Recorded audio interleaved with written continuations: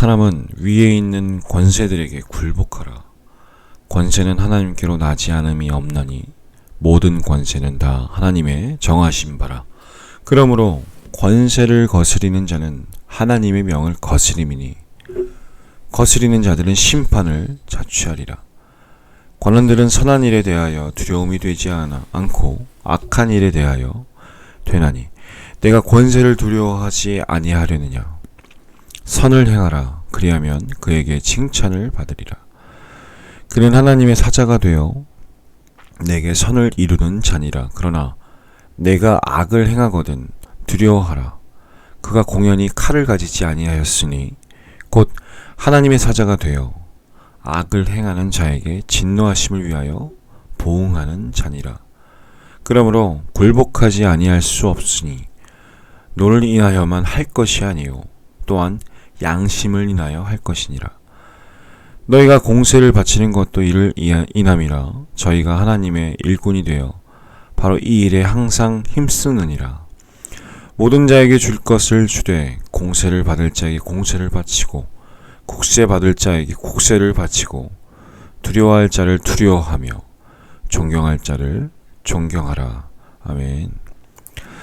국가의 통치자인 대통령께 굴복하라 라는 제목으로 말씀 전하도록 하겠습니다. 설교 제목을 보면서 뭐야? 라고 의문을 품는 많은 사람들이 있을 수 있습니다. 그러나 이것이 성경의 말씀입니다. 대통령은 하나님의 사자이기 때문입니다. 하나님의 사자라고 권세자를 표현했습니다. 오늘 말씀을 보면 4절에 그는 하나님의 사자가 되어 내게 선을 이루는 자니라. 그러나 내가 악을 행하거든 두려워하라. 그가 공연히 칼을 가지지 아니하였으니 곧 하나님의 사자가 되어 악을 행하는 자에게 진노하심을 위하여 보응하는 자니라 라고 4절에 말씀되어 있죠. 그런데 개혁 개정 성경은 하나님의 사역자라고 번역을 했습니다. 자, 보시면 그는 하나님의 사역자가 되어 내게 선을 베푸는 자니라. 그러나 내가 악을 행하거든 두려워하라. 여기 보시면 그가 공연히 칼을 가지지 아니하였으니. 저는 이 개역 한글의 표현이 더 성경적이라고 생각을 합니다. 그렇습니다. 성령 하나님은 하나님의 사역을 위해 불신자를 사역자로 택하여 사용하실 수 있습니다. 그런데 본문은 권세자의 이야기입니다. 권세자. 1절 보면 각 사람은 위에 있는 권세들에게 굴복하라. 권세는 하나님께로 나지 않음이 없나니 모든 권세는 다 하나님의 정하신 바라. 그의 제목을 국가의 통치자인 대통령에게 굴복하라고 정했습니다. 그 다음 성도 여러분, 하나님이 위임한 권세자에게 대통령에게는 성도는 어떠한 자세를 우리가 가져야 될까요? 오늘 이 시간에는 성도의 국가에 대한 자세, 성도나 일반인들의 의무는 무엇인가? 성도의 국가에 대한 자세와 그리고 성도나 일반인들의 의무는 무엇인가 한번 생각해 보겠습니다. 여러분, 오늘 본문은 성도가 국가 및 사회 공동체에 대해서 우리가 어떤 의무를 가져야 하는지에 대한 몇 가지 교훈을 말합니다. 첫 번째입니다. 세상 권세에 우리가 순종해야 합니다. 다시 한번 1절 말씀을 읽으면 각 사람은 위에 있는 권세들에게 굴복하라. 권세는 하나님께로 나지 않음이 없나니 모든 권세는 다 하나님의 정하신 바라. 당시 성도들 중에는 로마 당국에 대한 교회가 어떤 입장을 취해야 하는지 상당한 갈등을 가진 사람들이 많았습니다. 그 문제에 대해 사도 바울은 간단히 대답하고 있습니다. 즉, 신앙 포기를 강요하는 것이 아니라면 일반적인 의미에서 나라의 정책에 최대한 순종하고 정치가와 당국자들의 권세에도 최대한 순종해야 한다는 겁니다. 왜냐하면 세상 권세도 하나님께서 뜻이 있어서 허락하신 것이기 때문입니다. 특히 본문은 권세에 순종하라 라고 말하기보다 더 강한 표현으로 권세에 굴복하라 라고 권면하고 있습니다. 당시의 종교 열광자들 중에서는 세상 권력에는 전혀 협조하지 않는 사람들이 있었습니다. 예를 들면 특히 거기서 그렇죠. 이슬람에서는 나라법도 다 무시하고 폭탄 소지하고 폭탄 터뜨리고 그리고 정말 독자적인 걔네들을 그렇게 얘기하잖아요. 비정부 반정부 이슬람 세력이라고. 그건 바람직한 모습이 아니라는 겁니다. 믿는 사람들은 일반적인 의미에서 세상 권력에도 순종할 줄 알아야 합니다. 자꾸 이슬람 예를 들어서 죄송하지만 그들이 항상 하는 말이 그거 아닙니까? 반정부에 대해서 정말 자랑스럽게 생각을 하고 테러를 하고 그러면서 정말 그것이 옳은 것인 마냥, 그러나 오늘 성경에서는 절대 그렇게 얘기하지 않죠. 중요한 것은 그런 세상 권력을 허락하신 하나님의 주권 의식이라는 겁니다. 믿는 사람들은 법과 질서도 잘 지켜야 됩니다. 상식, 논리, 법, 질서. 근데 그런 사람들 많잖아요. 자기 생각, 자기 이익만 옳고 상식은 무시하고 하나님께서 주신 그 선을 무시하고 뻔뻔합니다. 사과하지 않습니다. 그런 비논리적이고 비상식적이고 법도 지키지 않고 그럼 경찰은 왜 있습니까? 이런 말들 많이 하죠. 하나님 앞에서 철저히 회개하고 반성해야 됩니다. 그런 사람들은 그냥 넘어가는 일들, 하나님이 공의의 하나님이시기 때문에 절대 그냥 넘어가지 않으셔요. 예를 들어서 신호등 같은 그런 사소한 것들도 마찬가지입니다. 정치하는 사람들을 존중하고 우리가 기도를 해줘야 됩니다. 영적 교만을 가지고 자신이 기도하는 사람이라고, 영적 교만, 세상 권력을 다 나쁜 것으로 몰아붙이고 믿지 않는 정치가들의 믿음이 없다는 이유로 멸시하는 모습도 우리는 없어져야 합니다. 권세를 무시할 때 어떤 일이 생깁니까? 2절 말씀에 그러므로 권세를 거스리는 자는 하나님의 명을 거스림이니, 하나님의 명을 거스림이니 거스리는 자는 심판을 자취하리라.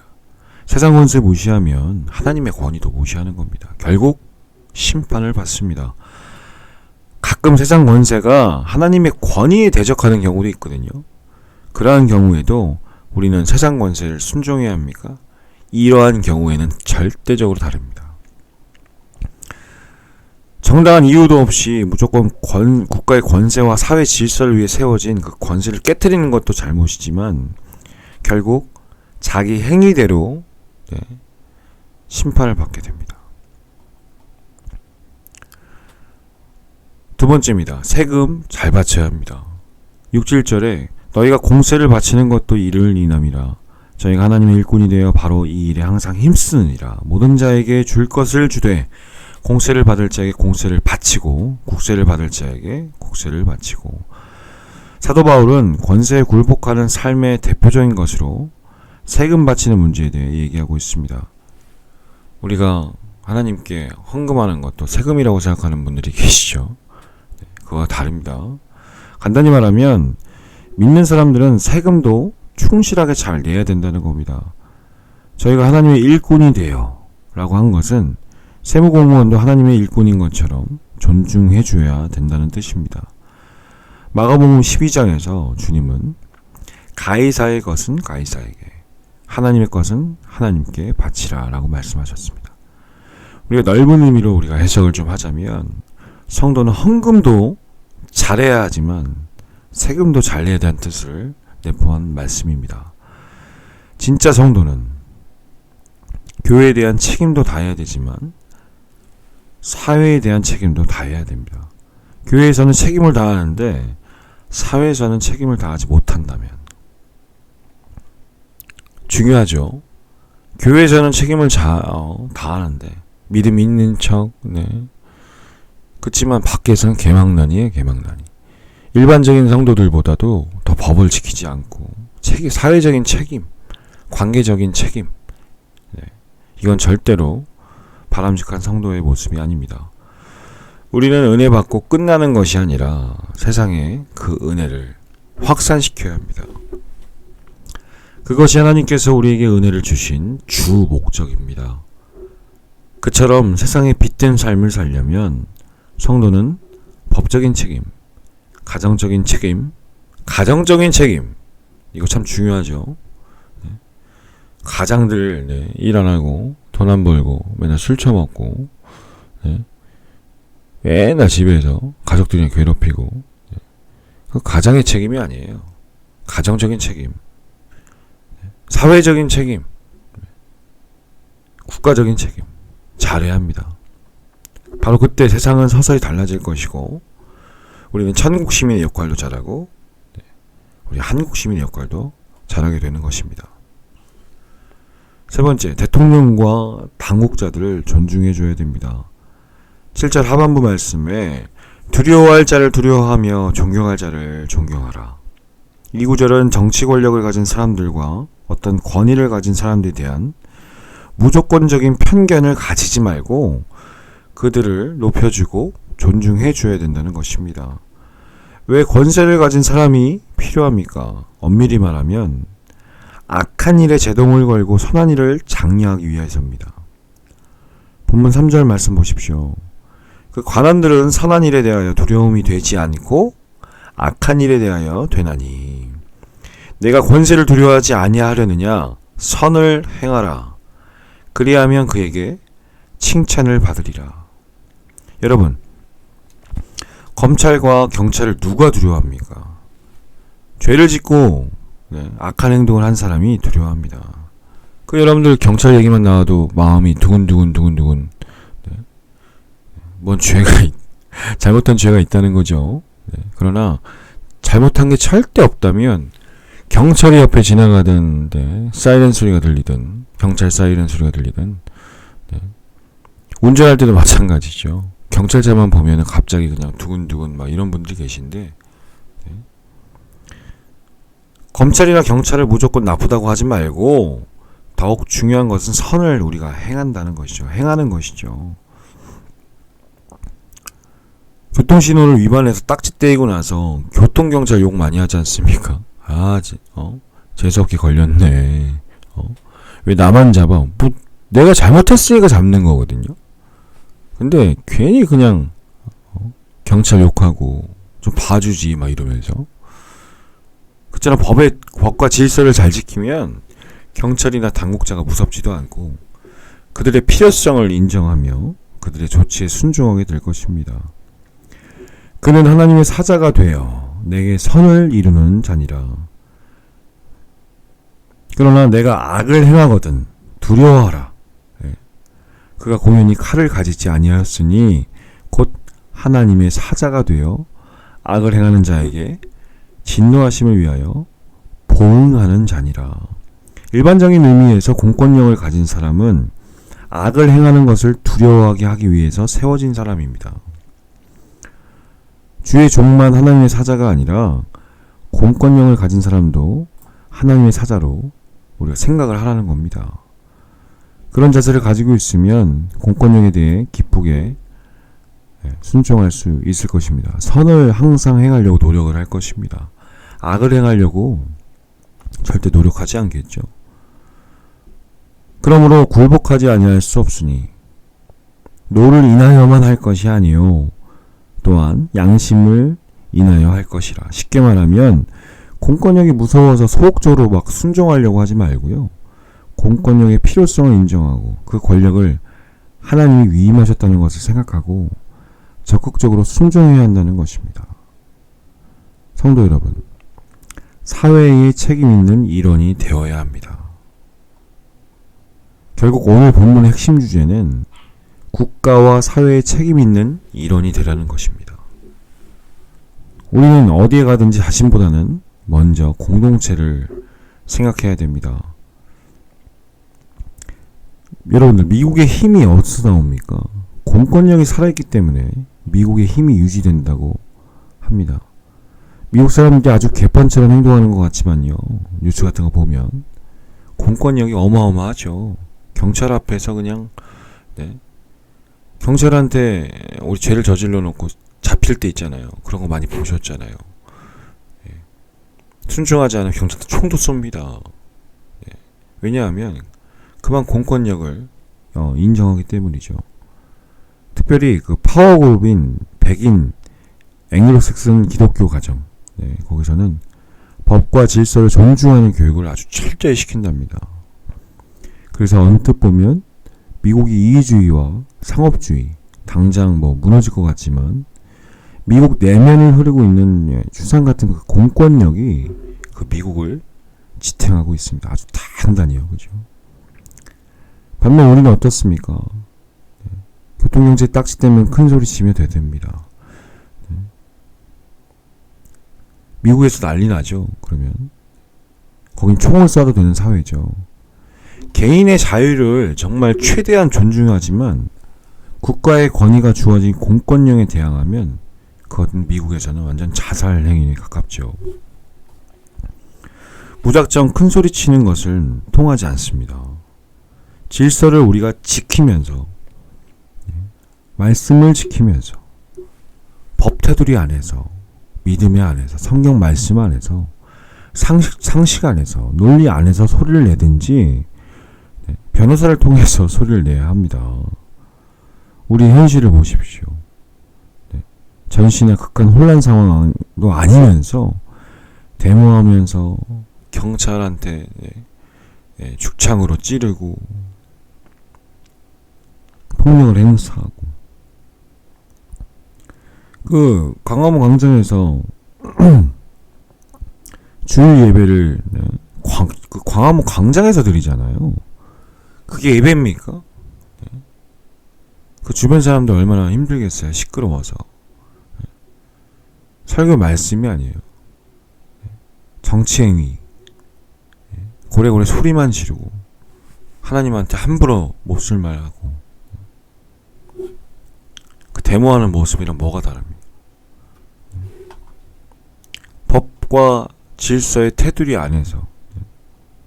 이런 모습은 아마 미국뿐만 아니라 다른 나라에서 찾아보기 힘든 장면입니다. 개인의 자유가 걸리면 소중하지만 사회의 공권력을 무섭게 보고 법과 그 질서 안에서 최대한 우리가 순종하며 지키면서 살아가야 합니다. 법과 질서와 약속을 잘 지키는 것은 믿는 사람에 있어서 중요한 사랑의 행위입니다. 아까 말씀에 하나님 말씀하셨지 않습니까?